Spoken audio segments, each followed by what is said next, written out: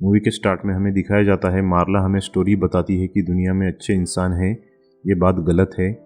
मुझे ऐसा लगता था कि काफ़ी मेहनत और सच का साथ देके हम सक्सेसफुल बन सकते हैं, पर अब मुझे पता चला है कि अमीर लोगों ने हमें ये सच्चाई वाला रास्ता इसलिए बताया है कि गरीब लोगों को गरीब ही रखा जाए। मार्ला पहले गरीब थी, पर उसने इससे बाहर निकल के खुद को शेर की तरह शिकारी बनाया था और अब उसको किसी बकरी के जैसे शिकार नहीं बनना था। दरअसल ये मार्ला कौन लेडी थी जो अमीर बूढ़ों की केयरटेकर बनके उन्हें लूट रही थी। ये जिस असिस्टेड केयर फैसिलिटी में थी, यहाँ मिस्टर फेल्स्ट्रॉम नाम का आदमी आता है। इसकी माँ को मार्ला ने यहाँ केयरटेकर बनके कैद में रखा था। सिक्योरिटी फेल्स्ट्रॉम को माँ से मिलने नहीं दे रही थी, तो वो उनसे झगड़ने लगता है।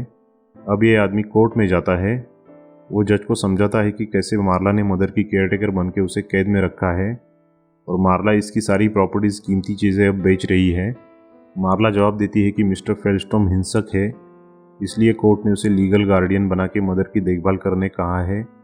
खर्चा उठाने के लिए वो इनकी प्रॉपर्टीज़ बेच रही है। जज ये सुन के फैसला मार्ला के हक में देता है। फेल्स्ट्रॉम और गुस्सा हो जाता है। बाहर मार्ला अपनी गर्लफ्रेंड फ्रांस से मिलती है। यहाँ फेल्स्ट्रॉम गुस्से से मार्ला के मुंह पे थूकता है। मार्ला उसे बोलती है, फिर से ऐसा करने पे मैं तेरे प्राइवेट पार्ट को काट दूंगी। फेल्स्ट्रॉम मार्ला को कर्स करता है कि वो जल्द ही मर जाए। यहाँ से मार्ला और फ्रान इनकी पार्टनर डॉक्टर कैरन के पास जाती है। यहाँ कैरन इन्हें जेनिफर नाम की एक बूढ़ी अमीर औरत की डिटेल्स देती है।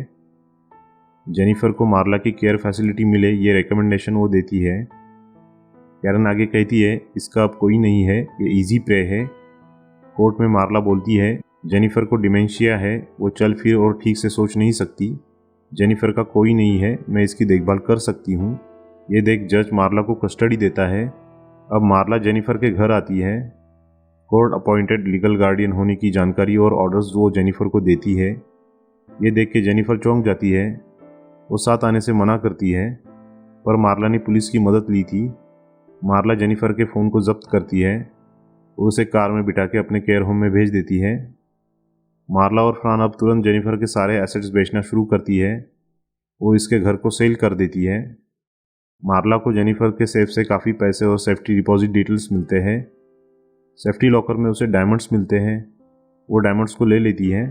फ्रान को इसकी जानकारी देती है। घर को सेल करना है, इसलिए फ्रान घर का रिनोवेशन कराती है। पर तभी यहाँ एलेक्सी नाम का आदमी टैक्सी में आता है। वो जेनिफर को कहीं ले जाने आया था। वो ये सब देख के हैरान होता है। वो फ्रान को जेनिफर के बारे में पूछता है, तो फ्रान कहती है जेनिफर यहाँ से शिफ्ट कर चुकी है। एलेक्सी ये बात अपने बॉस रोमन को बताता है। दरअसल रोमन रशियन मॉब बॉस था, पर वो जेनिफर का बेटा भी था। रोमन एलेक्सी को कहता है, जेनिफर कहाँ है, इसका पता लगाओ। एलेक्सी उसे मार्ला की डिटेल्स देता है। अब रोमन का माफिया लॉयर डीन मार्ला से आ मिलता है। वो जेनिफर को फ्री कराने के बदले $1.5 लाख का ऑफर देता है, पर मार्ला $5 लाख मांगती है। डीन उसे बाद में तुम पछतावा करोगी ऐसे डराता है। मार्ला ये बातें फ्रान को बताती है। फ्रान नर्वस हो जाती है। ऑफर ले लेना था कहती है।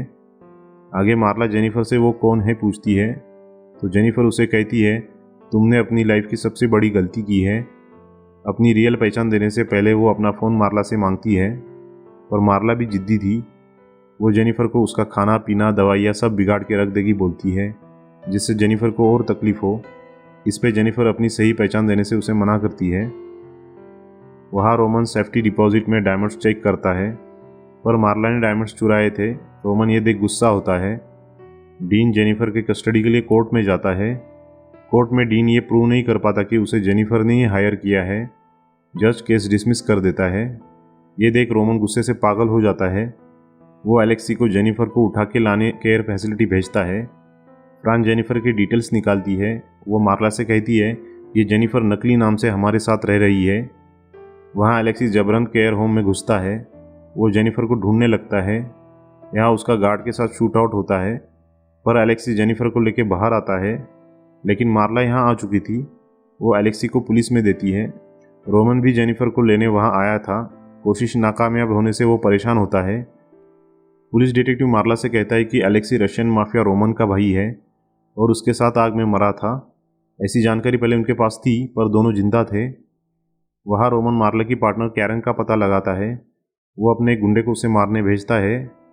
मार्ला कैरन की मरने की न्यूज़ देखती है तो फ्रान उसे कहती है यहाँ से भाग जाते हैं, पर मार्ला मना करती है। वो जेनिफर से रोमन के बारे में पूछती है। जेनिफर उसे कहती है मुझे जाने दो, शायद रोमन तुम्हें जिंदा छोड़ देगा। इसमें मार्ला कहती है रोमन मुझसे फेयर नहीं था, उसे मुझे कोर्ट में हराना था, पर वो हिंसा कर रहा है, उसने कैरन को भी मारा है, अब तुम यही मरोगी। ये सुन के जेनिफर मार्ला का गला दबाने लगती है। इसकी सीसीटीवी क्लिप मार्ला कोर्ट में जज को दिखाती है। पेशेंट खतरनाक है कह के जज जेनिफर को मैक्सिमम सिक्योरिटी साइकेट्रिक फैसिलिटी में ट्रांसफ़र करता है। मार्ला डायमंड्स बेचने अपने कॉन्टैक्ट के पास जाती है। फ्रान इनके बैग्स पैक करने लगती है। तभी मार्ला को ट्रैंक्विलाइजर गन से कोई बेहोश करके किडनैप करता है। फ्रान पासपोर्ट लेने घर आती है, पर यहाँ रोमन के गुंडे उसे पकड़ते हैं। मार्ला को रोमन के पास लाया जाता है। रोमन उसे डायमंड्स के बारे में पूछता है, अपनी माँ को छोड़ने कहता है, तो मार्ला उससे $10 लाख मांगती है। मार्ला सुन नहीं रही है, ये देख रोमन उसे मारने का फैसला लेता है। वो उसे ड्रग्स देकर कार में बिठाता है। वो कार में शराब की बोतल भी रखता है। अब कार को ड्राइव करके उसे तालाब में गिराया जाता है, पर मार्ला को होश आता है। वो यहाँ से बच के घर जाती है। यहाँ फ्रान जख्मी हालत में थी, गैस से घर भर रहा था, तभी यहाँ ब्लास्ट होकर आग लगती है, पर मार्ला फ्रान को बचा के नए घर में ले जाती है। यहाँ वो उसे डायमंड दिखाती है। वो कहती है इसे बेच के दोनों कहीं नया जीवन शुरू कर सकते हैं, पर इसमें हमें डर के साथ जीना पड़ सकता है। फिर वो दूसरा ऑप्शन भी देती है कि क्यों न हम रोमन से बदला लें। दोनों सेकंड ऑप्शन चूज़ करती है। मार्ला को जिस कार से किडनैप किया गया था उसके लाइसेंस नंबर से वो रोमन को ढूंढ लेती है। वो यहाँ उसके गार्ड को बेहोश कर देती है। फिर रोमन को ड्रग्स का इंजेक्शन देती है। अगले दिन रोमन नंगे हालात में रास्ते में पड़ा मिलता है। उसे अस्पताल भेजा जाता है। होश में आने पे उसे मार्ला दिखती है। मार्ला लेटर पैड पे उसे दिखाती है कि अब वो जॉन डो नाम से उसकी केयर में है। अब उसकी गार्डियन बनने से वो उसके साथ कुछ भी कर सकती थी। मार्ला उसे $10 लाख देने कहती है। इसके बदले वो उसे उसकी मदर और डायमंड्स लौटाने की बात कहती है। रोमन मान जाता है। मार्ला की होशियारी देख रोमन मार्ला को साथ में काम करने का ऑफर देता है। वो उसे बड़े कॉरपोरेशंस, बिजनेसमैन का डेटा देने की बात कहता है। रोमन कहता है काफ़ी सारे केयर होम्स को साथ लेके ये बेईमानी का काम दोनों बड़े लेवल पे साथ में कर सकते हैं और आगे हर एक देश में ये काम करके दोनों लाखों करोड़ों कमा सकते हैं। मार्ला उसे हाँ कर देती है। जेनिफर रोमन से मिलती है। रोमन और मार्ला डायमंड्स बेच के नया बिजनेस स्टार्ट करते हैं। बिजनेस काफ़ी बड़ा होता है। मार्ला और फ्रांस शादी कर लेती है। आगे मार्ला फोर्ब्स के कवर में आती है। उसका इंटरव्यू लिया जाता है। मार्ला कहती है वो तो सिर्फ लोगों की केयर टेकर है, हार्ड वर्क से सब कुछ हासिल होता है। इंटरव्यू के बाद मार्ला और फ्रान कार से कहीं जाती है। अचानक यहाँ फेल्स्ट्रॉम आता है।